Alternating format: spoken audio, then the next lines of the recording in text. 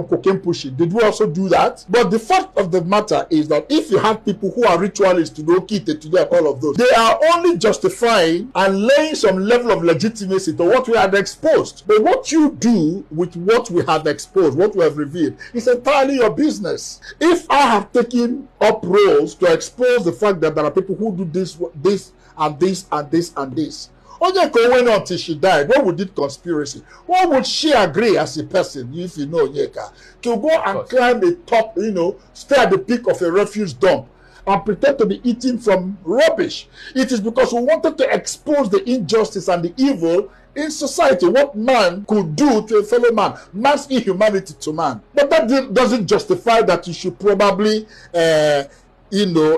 engage in a drug addiction that makes you to run colos, and you end up living and eating from the refuse dump.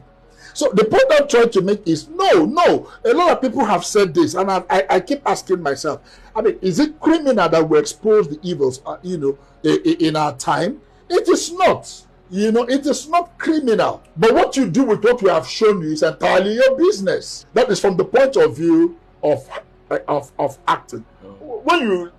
There is this classicals. If you know anything about American film, Pearl Harbor. Pearl Harbor simply told the story of American independence. So we have actors. And by the way, how many of us know that every actor properly called is a social activist and advocate for public good, for the remaking of the earth? I travel almost now and then, and I receive people who are not Nigerian, Eritreans, Senegalese, Americans, Caucasians, who shake my hands to say that they saw some of our works and the points we put out, artistically speaking, dramatically speaking. So I am saying that it is not in exposing through our works that there are people who are ritual killers and the like for the sake of making it,